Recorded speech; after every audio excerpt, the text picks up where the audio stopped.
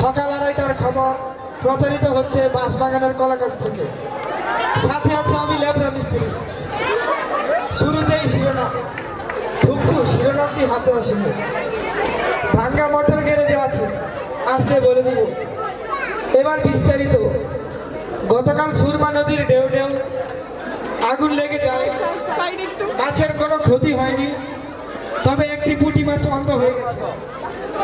দীর্ঘ 3 ঘন্টা আগুন জ্বালার পর ফায়ার সার্ভিস এসে 6 বস্তা পেট্রোল এবং 13 মেট্রিক টন ডিজেল মারার পর আগুন নিয়ন্ত্রণে আসে বলে জানান বাঙ্গা সাওয়াল সাংবাদিক।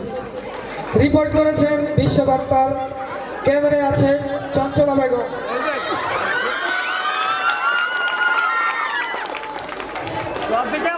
সকাল 1:75 জানা গেছে আন্তর্জাতিক আজাহার বিমানবন্দর থেকে একটি বিমানবন্দরের সাথে বসার সংঘর্ষে বিমানটি পুরোপুরিভাবে আহত। এবার কালীগড় মার্কা সরকার।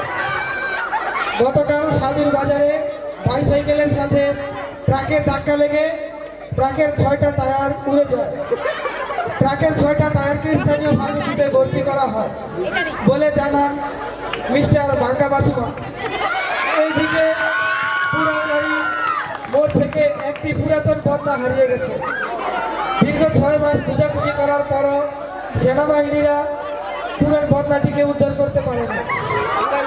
যদি কোনো কুড়িদয়বান ব্যক্তি বদনাটি খুঁজে পান তাহলে বাঙ্গা নদীর তীরে পাঠিয়ে দিবেন।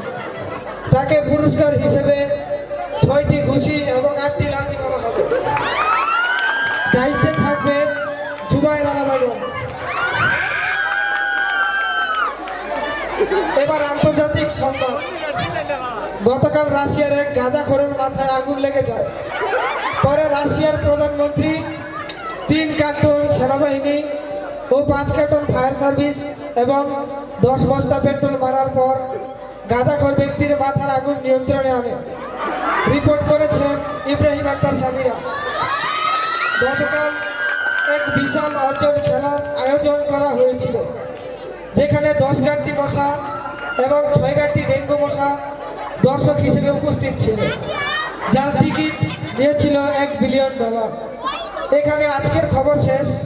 দেখা হবে আগামী বছর শীতে।